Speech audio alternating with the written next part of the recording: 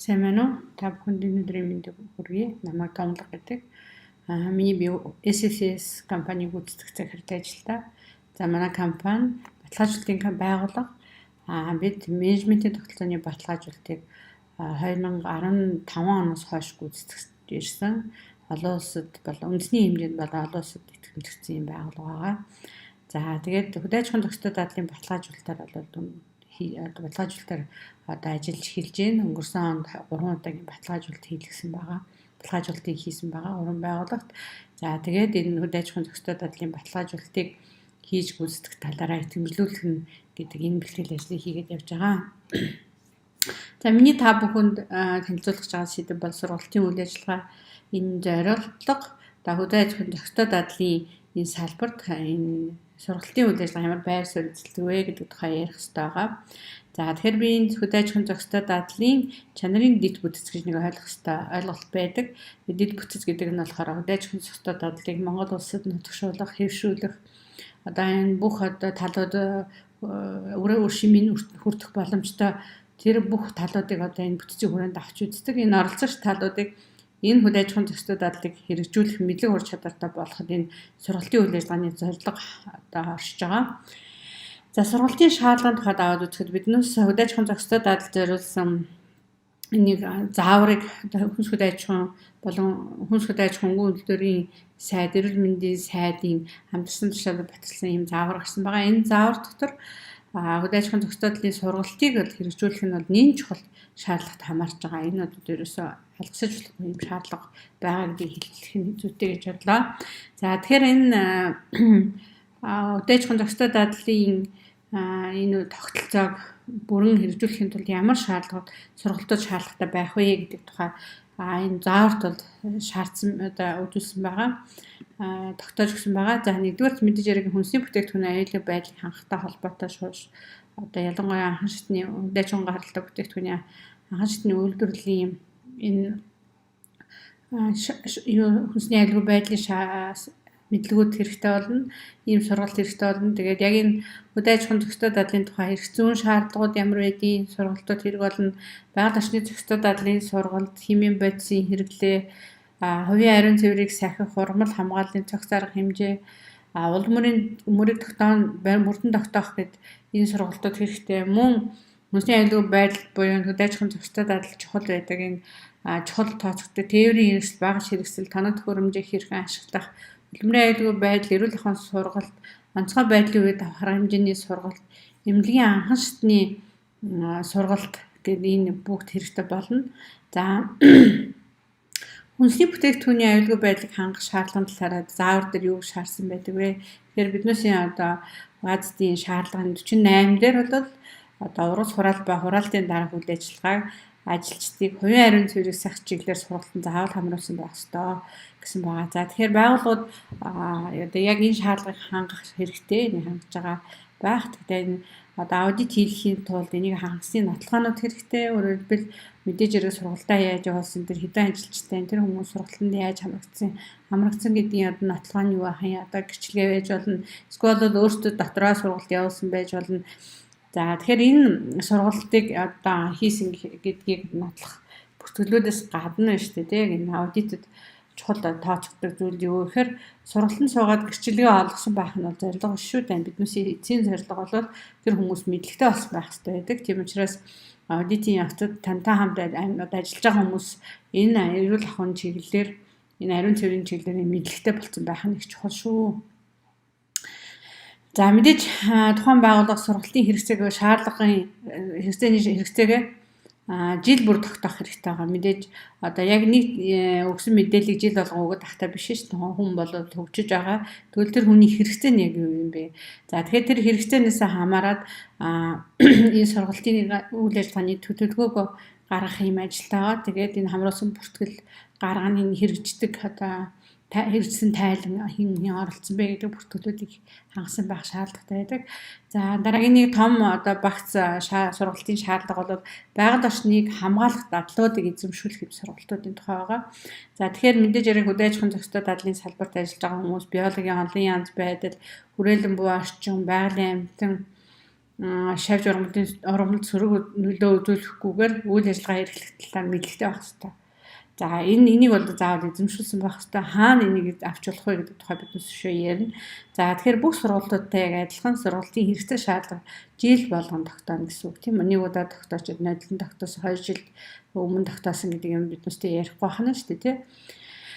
За ажилчдын эрүүл мэнд аюулгүй байдлыг хангах дадлууд бас их багц чухал шаардлагууд байгаа. За тэгэхээр та бүхэн энэ асуудалтай холбоотой бүлэгтэн хууль гэж байгаа. Хуулийг дааж гарсан яг энэ хөдөлмөрийн эрүүл мэнд аюулгүй байдлыг хангах сургалтуудыг явуулах том журмууд гарсан байж байгаа. Бэлэг хөтөлбөрүүд нь байж идэг. За үүнийгээ дагаад одоо Монгол улсын хэмжээнд хаабын сургалт явуулдаг маш олон 100 гаруй байгууллагууд одоо бүртгэгдсэн байж идэг. За тэгэхээр энийг бас одоо бүрэн ашиглаасаа гэдэг үднэс бид та бүхэн мэдээлээд байгаа. За тэгэхээр энэ сургалтуудын хүрээнд одоо химийн бодисыг яаж ашиглах вэ? Тэгээ химийн бодис гэдэг бол хэл чухал ингээгэр бай одоо ямар нэг үйлдвэрлэл хөдөө аж ахуйн зохистой дадал тийм асуудлууд яригдахгүй. Гэхдээ биднээс юмаа зөв хэрэгэл сурах хэрэгтэй. Энэ чухал. Энийг бол айх гэхээс илүү сураад гисэн байхад бүрэн биднээс хэрэгжүүлэх боломжтой байдаг. За мэдээж ажилтны эрүүл мэнд аюулгүй байдлын дадлыг хангахын тулд одоо түрүүний миний хэлгээр маш олон янзын хөтөлбөрүүд байдаг. Тийм үү? Салбар химийн аюулгүй байдлын, тийм механикийн аюулгүй байдлын сургалт гэхээс гадна одоо бас шинэ ажилчид гэж нэг эрсдэл байдаг. Шинэ ажлын байранд шинэ ажилтныг оруулахын тулд заавал шинэ ажилд зориулсан сургалт гэж байх хэрэгтэй байдаг. За тэгвэл тэр хаабын тухай хуулийн дагуу гарсан сургалтын тухайн журмд бол яг энэ шинэ ажилтнад зориулсан ямар хөтөлбөр байж болох вэ гэдгийг санд болгосон байж байгаа.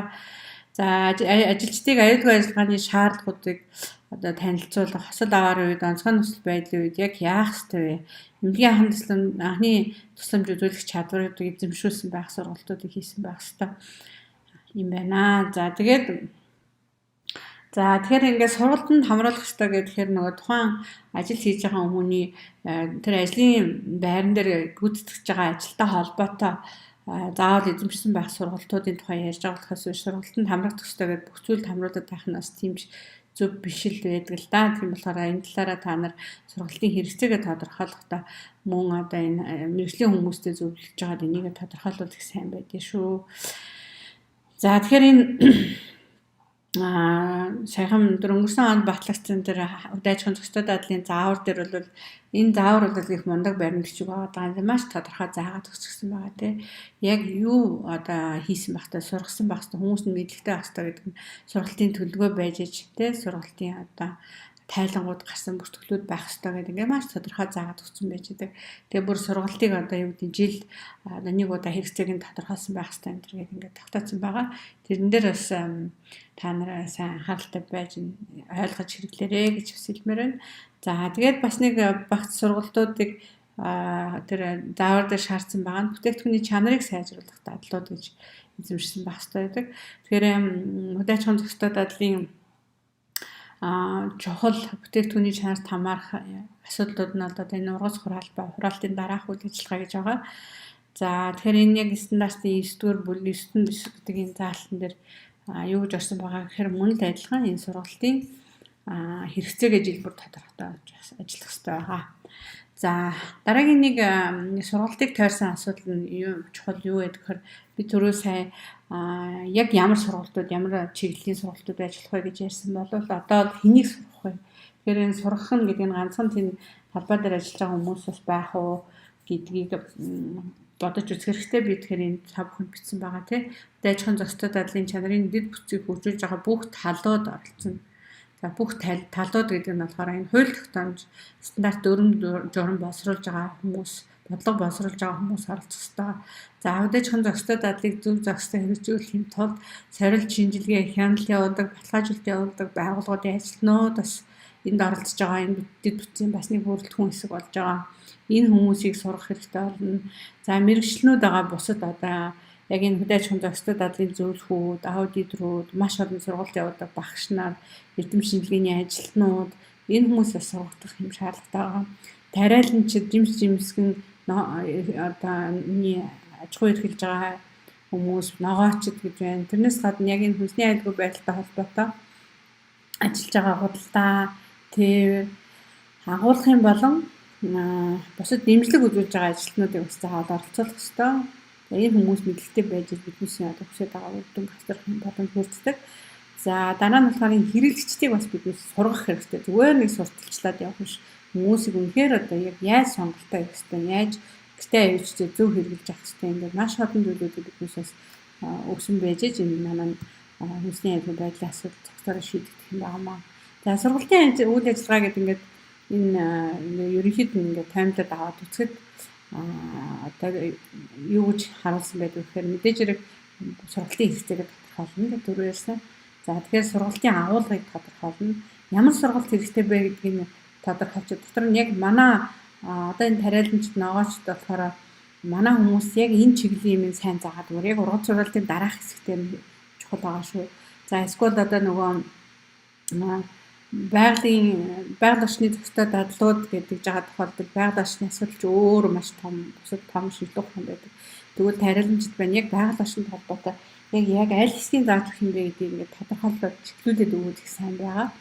За мэдээж энэ сургалтын ямар хэрэгцээ, ямар агуулга байгаас хамаарат хөтөлбөр боловсруулагдана. За нийтлэг хөтөлбөрүүд эдгээр байдаг боловч энэ хөтөлбөрийн сургалт явуулдаг байгууллагууд өөрсдөө энэ хөтөлбөрийг та нарт зориулж боловсруулж бас болно. Боловсруулдаг байх ёстой. Тэгэхээр нэгсэндээ та нар үйлчлэгээ авах гээд мэдээж хэрэг тодорхой төлбөр мөнгө яригдж байгаа тохиолдолд та нар өөрсдөө шаардлага тавиад энэ сургалтуудыг ингээд явуулах их сайн байдаг. Зүгээр миний ажилласнаар бол сургалтын байгууллагууд одоо энэ хэрэгцээ бий болсонтой холбоотой маш их бий болдог болсон байна. Гэхдээ сургалтын байгууллагууд биднээс энийг зааж өгнө гэхээсээ илүү яг та нарт яг энэ талбай дээр ажиллаж байгаа хүмүүс та нар өөрсдөө чиглүүлдэг байдаг. Зүгээр бидний ийм юм хэрэгтэй, ийм сургалт явуул гэж шаардлагууд хийж өгдөг систем байвал маш зүг болох юм байна. За тэгээд сургалтыг зохион байгуулах асуудал байгаа. За сургалт зохион байгуулдаг байгууллагууд бол энийг хийдэг байгаа. Гэхдээ энэ зарим тохиолдолд одоо арай жоохон олон хүмүүстэй аж ахуй нэгжүүд юм уу, хит ногоочд нийлээд юм уу, энэ сургалтыг бол нэгдсэн байдлаар одоо зохион байгуулж болох юм байна. За тэгэхээр энэ талаар бас жижигхэн мэдлэгтэй байвал зүгээр байдаг. Энэ болохоор би та нарт бас харуулсан байгаа. За энэ сургалтын үнэлгээний хэсэг одоо биднээс одоо энэ сургалтын хэрэгцээг ямар нэгэн байдлаар хэрэгтэй юм байна гэж тодорхойлол за ийм агуулгатай сургалтаа зохион байгуулцдаг л да. Тэгээд энэ сургалтыг бас заахаа үнэлж авах хэрэгтэй байдаг. Би түрүү бас нөгөө ярьжсэн юм дээр дурдчихсан тийм манайхан болохоор сургалт зохион байгуулах ёстой гэдэг үгнээс зохион байгуулна. Тэгээд заримдаа сургалт зохион байгуулсан уу гэдэг сэдвийн сургалтын гэрчлэгээ үзүүлдэг, бүртгэл үзүүлдэг. Тэгээд миний хувьд болохоор одоо бас л аудит хийсэн туршлага байдаг болохоор надад бол тэр хүмүүс нь мэддэг байх нь чухал байна. Тэгээ мэдлэг олгосон байх одоо ийм нотлохоог бол би юм хүмүүс нь мэддэг л байхад миний хувьд бол үндсэндээ бас шаардлага хангасан гэж тооцож болдгийг. Тэгээ тэр хүн бол одоо хэрвээ өөрөө ингэж зураг дээр айж байгаа ном уншаад мэдлэг олцдог хүн байгаа бол тэр хүмүүс одоо заавал одоо энэ хашны сургалтын болохгүй л дээ. Тэгээд би энэ дээр сургалтын үнэтэй холбоотой юу ярих гэж байгаа вэ гэхээр биднээс ямар сургалтыг зохион байгуулж байна. Гол нь хүмүүсээ сургалтанд суулгачаа тэр хүн тэр мэдлэгийг олж авч чадчихгүй юу гэдгийг үнэлдэг байх нь чухал. Үнэлнэ гэдэг нь заавал шалгалт авах шил дээ. Зүгээр энгийн ярьцлага аваад та ер нь энэ сургалтанд одоо хамрагдаад юу мэдэж авах вэ? Таны ажилд ямар хэрэгтэй байх вэ гэдэг 2-3 асуултаар үнэлгээ хийгээд өөртөө ингээд юм жижигхэн тэмдэг хөтлөж явуул зүгээр юм шүү гэж хэлмээр. Энэ хэсгийг орхитуулснаас одоо сургалтын ажил үр дүнгүй болох юм байх вэ гэдэг талаас санаа зовдөг байгаа. За сургалтын хэрэгцээг тодорхойлох талаар заавар төлөөчийн зохистой байдлыг хэмбэршүүлсэн заавар дээр одоо маш тодорхой даалгавар өгсөн байгаа төрөд ярьсан.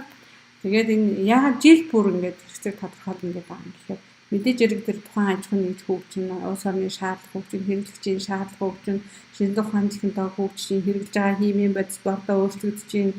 Тэгэхээр энэ сургалт байнга хэрэгтэй байдаг. Тэгэхээр энэ хэрэгцээг тодорхойлохоос өөр арга байхгүй. Хэрэгцээг тодорхойлох чадвар бол бидэнд хүн болгонд өөрсөнд нь байх ёстой. Тэгвэл биччихтэй би бол яг энэ байцыг мэдэхгүй байна. Энэ байцыг яг яаж устгах юм, энэ байцыг яаж хадгалах юм мэдэхгүй байна. Мэдэхгүй байгаа юмнуудаа жагсааж бичээд энэтэй холбоотой зүйлүүдэд сургалтын байгууллагууд өгч байна. За сургалтын агуулгыг тодорхойлох гэдэг нь за агуулгыг сургалт яг зохион байгуулагтай шүү зүгээр нэг шинжлэх ухааны мэдлэг олохоос гадна амьдрал дээр яаж хэрэгжүүлэх вэ? Та нар ингээд харж байгаа бол дадал хэвшүүлэх хэрэгтэй байдаг. Хүмүүст яаж хэвшүүлэх хэрэгтэй? Хүмүүст яагаад энэ болдоггүй гэдгийг сайн ойлгуулад өгч чадвал хүмүүс дадлаа зөв одоо тодорхойлоод бий болох юм боломжтой байдаг л да. Тийм учраас хүмүүс болгоод асуудлуудыг тайлбарч өгдөг байвал зүгээр аа. За сургалтын хөтөлбөр боловсруулах тухай асуудал байгаа юм тий. Тэгэхээр энэ сургалтын байгууллагууд уг нь одоо зүгээр зүй ёсоор сургалтын байгууллагууд сургалт явуулахдаа тарилнч тийм ногоочдоос асуугаад за юу хэрэгтэй вэ гэж асууж судалж байгаа. Тэгээ өөрсдөө хөтөлбөр одоо боловсруулдаг юм учиртай байгаа юм шүү.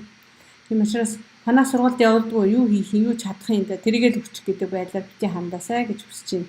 Тийм учраас сургалтын байгууллагуудад хөтөлбөрөө гаргахад та нар оролцоод за тэгээ ямар шаардлагууд тавьж болох вэ гэхээр сургалтад оролцож байгаа хүмүүс мэдлэгээс нь хамааралж сургалтын одоо ангиллтууд бий болгож болно тий анхаа сурч байгаа хүмүүс татан сурч байгаа хүмүүс яг ямар дадлыг нөхцөлж байгаа гэдээс хамаарал тэр модулыг бий болгож болно. Тэгэхээр тэрийг тодорхойлохын тулд энэ сургалтын зорилгоодыг тодорхойлно. Тэгэхээр лан хажилд орж байгаа энэ хүн одоо юу ч мэдэхгүй байгаамаа эсвэл өөр мэргэжлийн хүн юм байгаамаа. Тэгэхээр энэ хүнд одоо яг ийм чиглэлийн одоо мэдлгүүдийг юм дадлуудыг хөвшүүлэх хэрэгтэй байна гэдгийг одоо сургалт захиалж байгаа хүмүүс хэлж өгч гэж хөтөлбөрт оруулах сайн байдаг. За сургалтын хичээлийн сэдвийг тодорхойлох хэрэгтэй гэдэг. За сургалтыг одоо ямар аргаар явуулах вэ? Хэлбэрийг ямар хэлбэрээр явуулах вэ гэдгийг тодорхойлж болно. Сургалтын хөтөлбөрийг заавал хүмүүс цуглуулад танхимд хийх энэ албатай бас биш болсон байгаа шүү дээ. За тэгээд сургалт явуулахын тулд тэгэхээр сургалтын бэлтгэлийг хангах хэрэгтэй байдаг. За тэгэхээр сургалтын яг одоо зүгээр нэг багш ирээд хичээл заахаас гадна гарын авлагатай байх хэрэгтэй. Тэ багш нь өөрөө бэлтгэсэн байх хэрэгтэй. Ямар нэгэн байдлаар одоо зарим чиглэлээр одоо хэмжүүл юм бодогдсон байгаа гэдэг. За сургалтын зохион байгуулахын тулд тэгэхээр сургалтын зохион байгуулах тухай шийдвэр гаргадаг, сургалтын хуваарийг гаргадаг, хизээ эхлэх, хизээ дуусгах, хизээ ямар багш болох юм, хизээ дасгал хийх, хизээ дадлага хийх гэдэг юм уу те хуваар их чухал байдаг. Сургалтыг ямар орчинд явуулах, ямар нөөц хэрэгтэй байдгийг гэдгийг тодорхойлох хэрэгтэй байгаа. За жишээлбэл одоо онлайн сургалтуудын тухайд болохоор чинь хүн болгон одоо юу гэдэг юм зүгээр суурин компьютер дээр хийвээ ажиллаж байгаа болвол одоо тэр камер хэрэгтэй микрофон бий болгосон байх хэрэгтэй. Хэрвээ тийхгүй маа гэдэг бол ноутбук дээр байгаараа интернетийн хурдны интернеттэй байх хэрэгтэй шүү гэдэг юм уу гэ. Энэ хүү одоо энэ сургалтын шаардлага, орчны шаардлага, нөөцийн шаардлага гэж энийг ойлгоно. За мэдээж сургалтын бүтээлийг хөтлөн онлайнаар сургалт явуулж байгаа тохиолдолд яаж бүтээлээ хөтлөх вэ гэхээр чинь яг хандрын бичлэг хийж болно тий. Ийм байдаг. За сургалтын үнэлгээг явуулахын тулд сургалтын сэтгэл хангамжийн судалгаануудыг хийдэг. Сургалтын үр нөлөөг үнэлдэг, дүншилгээ хийдэг. Тэр би бас та бүхэнд дурдлаа. За сургалтын агуулга энгийн сонирхолтой байх хэрэгтэй. Энэ дээр зөөр жишээ өгсөн байгаа тийм үү. Тэгэхээр биднээс одоо энэ сургалтын агуулга гэдэг дээр одоо яг ялангуяа төстэй дадлуудыг хэрэгжүүлэхийн тулд маш энгийн мэдлгүүдийг хүмүүст олох шаардлагатай байдаг тийм үү. За тэгэхээр иймэрхүү маягаар зураг, дүрстэй маш энгийнээр энгийн үг хэллэг хэрэглэсэн слайдууд байх юм байдаг. За сургалтын аргыг яаж сонгох вэ гэхээр за энэ ингээ янз бүрийн одоо аргууд энэ та бүхэн харж байгаа хэрэг юм уу. Тэгэхээр заавал сургалт гэхээр энэ Улаанбаатарт ирээл танхим цуугаад байгаа сургалтаас биш ээ. Тэгэхээр одоо сургалтыг бол одоо юу гэдэг багаар ажиллаж болно тийм. За дасгал ажиллуулж болно. Хоорондоо ярилцаж мэтгэлцэх тийм аргууд байна. Дадлага хийлгэж болно. Одоо тодорхой ажил хийлгүүд дагалдуулж болно. Энэ ч бас нэг сургалт шүү дээ. За тодорхой тохиолдлыг авч үзэж судалж болно. За лекцийн хэлбэртэй байж болно, семинарууд байж болно, зайн сургалт, захим сургалт гэдэг нэг янз бүрийн сургалтууд бас байдаг тийм. Энэ одоо та бүхэн сургалтуудын аргуудыг үсэлж харуулах гэж оролцсон байгаа. Тэгэхээр та бүхэн одоо удаачхан зохистой дадлын баталгаажуулалт хэрэг хийх шаардлагатай байна. Эсвэл энэ шаардлагыг хангасан гэдгийг ямар нэгэн байгууллагууд батлан харуулахын тулд заавал одоо энэ хүмүүсээ танхим сургалтанд явуулна гэж бас бити ойлгоорой. Дотроо зохион байгуулж болно тийм. Янз бүрийн өөр аргуудыг хэрэгжиж одоо шиг олон тэр сургалтыг хийгээд ямар мэдлэгтэй байж байгаад ямар мэдлэгтэй болсон бэ гэдгийг баталж харуулж чаддаг байх нь чухал байдаг шүү. За сургалтын хэлбэрүүдийн тухайд бол сургалт анхан шатны сургалт, танилцуулах сургалт гэж байж болно. Байдаг угаасаа заавал байх хэрэгтэй. Яагаад энэ удаач хөрсөлтөдлийн тухай яриад байгаа энэ юу шүү юм. За тэгээд анхан шатны сургалтын дараа бол жил болгон татан сургалтууд хийх шаардлагатай байдаг. За шинэ ажилтны сургалт байна. За тэрнээс гадна энэ мэргэжүүлэх сургалтын хэлбэрүүд бас байх шаардлагатай. Тэгэхээр энэ одоо энэ маш олон их мэдлэг хэрэгтэй байгаа гэдэг юм уу. Тэгэхээр энэ мэдлэг болгоныг бол тодорхой мэргэжүүлсэн тийм сургалтуудыг бий болгож хэрэгжүүлэх хэрэгтэй байгаа гэдэг. За ганцаарчсан сургалтын хэлбэрүүдийг бас хийх нь тохиромжтой байгаад байдаг тийм. Зарим тохиолдолд дэвтэр шийдвэр зөвшөөрөлтүүд байдаг байгаа. За тэгэхээр одоо би түрүү хэлээ маш сургалт юу сурах ёстой тий хэн заавал суралцах ёстой юм. Сургалтын хийхтэн тулд одоо ямар үе шаттай тэр нь байх ёстой гэдгийг би тухай ярьсан. Сургалтын арга хэлбэрүүд янз бүр байдаг гэдгийг бас ярьсан. За тэгвэл энийг бүхнийг одоо ямар сургалтыг яаж хүмүүсээс сурах вэ гэдэг сонгохын тулд дараах зүйл дээр анхаарлаа хандуулаач гэж хэлмээр байна. Энэ хэдэн зарчмуудыг та нар мэдээд авчих нь чухал ахаа. За нэгдүгээр сургалтын зорилгоо биднээс тодорхойлоод өгнө, шаардлага хэрэгцээгээ тодорхойлж өгөх хэрэгтэй. За тэгээд сургалтын нөөц ашиглах боломж гэдэг жаа тийм үү. Тэгэхээр ингээд түрүү бэлжилж ялангуяа энэ одоогийн нөхцөл байдал коронавирусын одоо холбогдлолтой хөл хорой тогтоосонтой холбогдлолтой онлайнаар сургалтын нөөцүүдийг бий болгож болно. За тэгээд энэнийг сонгохдоо бас юу анхаарах вэ? Суралцагчийн суралцах чадвар, орчин нөхцөлдөө хэд бэлэн байгаа вэ? Тэднээс тэг тэр сургалт хэрэгтэй байгаа юу үгүй юу гэдэг нь чухал байдаг шүү. Үр дүнтэй болоход. За тэгээд тасралтгүй сургалтын зарчим гэж нэг зүйл байгаа. Хүмүүс болохоор сургалт ямар хэрэгтэй? Яагаад ийм шаардлагатай байгаа гэж одоо асуудгүй байвал гэж чухал байна. Яагаад гэвэл энэ сурна гэдэг бол хүн болгоно л одоо шинэ одоо хорвоо дэлхийн маш их өөрчлөгдөж байна. Тэр болгоно л шинэ мэдэж авч авахгүй бол маш амархан хоцрогдохоор болж байгаа. За тийм болохоор энэ зарчмуудыг бас та бүхэн ойлгож аваасаа гэж бодлоо. За тэгээд та бүхэнд амжилт хүсье. Энэ сургалтын үйл ажиллагаа гэдэг бол миний ойлгож байгаараас нэлээд чухал хэсэг байгаа. За та бүхэнд амжилт хүсье.